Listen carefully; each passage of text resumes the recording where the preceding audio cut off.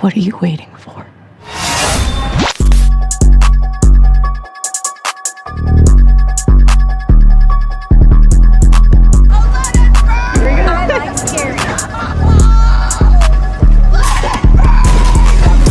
What is up, you all? I just got back from seeing a new I Know What You Did Last Summer film, and we're going to get into this spoiler-free review. Before we get into it, definitely smash the like button because it definitely helps, and make sure you subscribe to the channel. So to get into the plot, when 5 friends cause a dead car accident, they cover up their involvement and make a pact to keep it a secret rather than face the consequences. 1 year later, the past comes back to haunt them as they learn someone knows what they did last summer. Stalked by a mysterious killer, they soon seek help from 2 survivors of the legendary Southport massacre of 1997. So once again, this is going to be a spoiler-free review.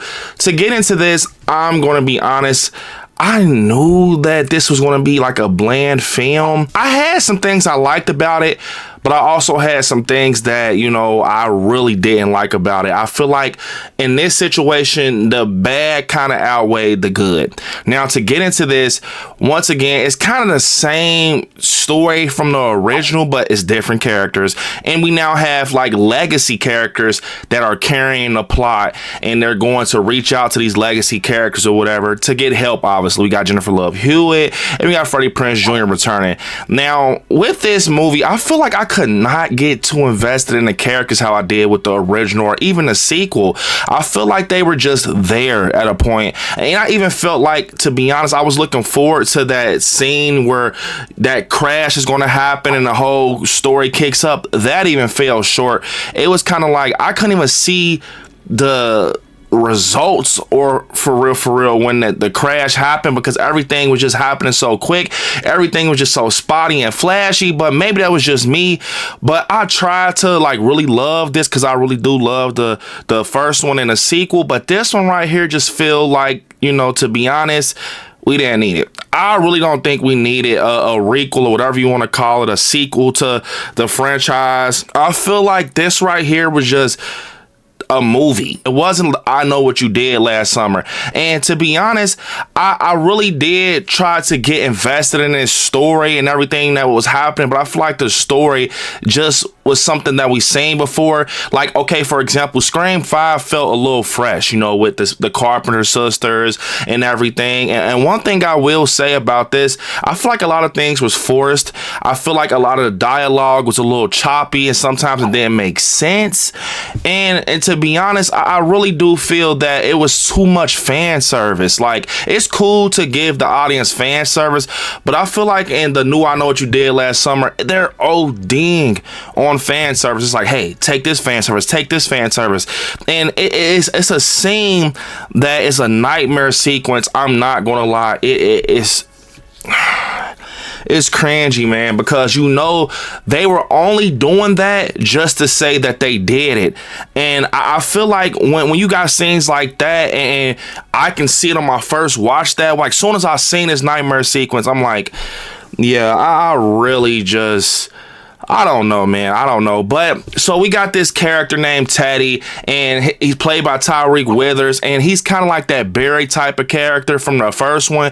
But I feel like they wrote him out to be such like a butthead. Like, he's too aggressive. He's too, like, you know, high school quarterback-ish. It just came off as cringy, in my opinion. The main character, Ava, I feel like she was bland, kind of. She was basically like our Julie, but it wasn't something that I feel like that you can see like, okay, she's supposed to be Julie, but you know that she's supposed to be Julie because she's like basically the main character. She wasn't any Jennifer Love Hewitt, I'm gonna be honest. I feel like her character was just there, to be honest. And then we have Danica, played by Madeline Klein, and I like Madeline Klein from Outer Banks and everything. I thought that she was actually gonna be like a character that blows me away, and it actually shocked me. Danica actually came off as kind of like annoying, if that makes sense. But I don't know, like, I don't hate this movie. I don't want to sound like I'm being too negative, but it's just like, okay, so who done it already? We already know it's like a Scream, you know, it's I Know What You Did Last Summer, like an urban legend type film. And I feel like they could have did so much better with the execution. They could have did so much better with the dialogue. They could have did so much better with the choices of certain scenes and how the scenes ended up being completed in the end. Like, I want to say this. Once we got the fisherman, that he's probably a big part on why I did enjoy certain scenes, because I liked how when he's walking, you hear the boots hit the floor. It's like he's a towering T-Rex, and you're hearing like boom, boom, and he's brutal in this. And I feel like one kill that happens in this actually is one of the best kills in the franchise, if I'm being honest. And I really did like how they put the fisherman in the story and a lot of the kills that he got. But I feel like the characters, they just didn't do it for me, man. And for this to be compared to the new Scream, films, I'm going to take the new Scream films over this. I don't see this being something that can outdo the Scream films, if I'm being honest. I love Jennifer Love Hewitt and Freddie Prinze Jr. on screen together. It was literally cinema seeing them on screen, and they did not change a thing from the 90s. I feel like that literally was the same characters that we got in the first I Know What You Did Last Summer. Just them going back and forth with dialogue, the energy. I wish we could have at least seen a little bit more of them, because they were actually carrying this plot. I feel like they were the big parts that kept me invested and want to see them more. I feel like the new group of kids, it was times you kind of felt for the situation when things were going on, but most of the time it was like, okay, when is this person, going to get killed off, because we know it's going to happen, or it was just that kind of feel with this movie. It wasn't nothing where I can be invested. I think the rewatch value is not going to be too good, if I'm being honest. And I did like I said, the kills were great. I did like certain scenes, certain suspense scenes. I did like a lot of the shots they were capturing. The color grading was good in my opinion. I liked how it kind of looked a little vibrant, especially when you got those ocean scenes and things like that. One thing I do want to say, I feel like the final act is probably the best part of this movie, but it was not executed well, man. Like, it could have been something that I feel like could have been one of the craziest moments in a horror slasher, but it just wasn't executed well. I feel like the lead up to that moment didn't happen. It just, we got to the end, it was like, bam, here it is. This is your ending. And it's like, oh, I just wish I could have been invested in these characters and in this story. So therefore, when the ending comes, I'm super blown away. I just didn't get that feeling. And to be honest, it got spoiled for me, because earlier in the movie, it was one of those Scream 6 situations. That's all I'm going to say. And you're like, okay, yep, that's how it's going to play out for sure. And I'm like, this is fucking crazy, man. Like, the whodunits have to stop, man. Y'all got to get the formula right, bro, because it's starting to be repetitive, number one. Number two, it's just crazy, man. Like, I'm not going to lie. I feel like certain scenes in this kind of has me scared for Scream 7. Just the fact that we're just seeing how people are doing whodunits now, it actually has me scared for Scream 7. Like, I'm so serious. But the ending, I wish it was done better, because that was probably the biggest highlight in my opinion. And then we get this this post-credit scene that we did not need.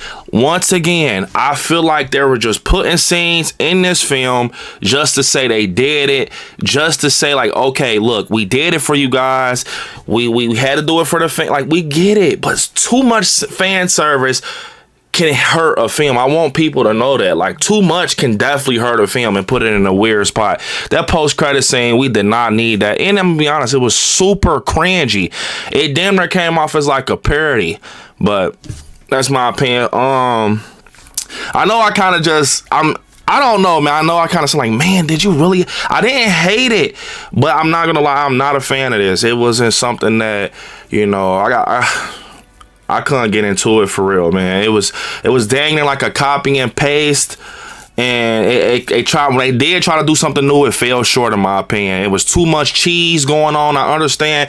I Know What You Did Last Summer is one of those movies that, it came off so bad to some people that it ended up being good. And I feel like they tried to do that with this, and they ended up just staying, they just ended up staying in it's bad category.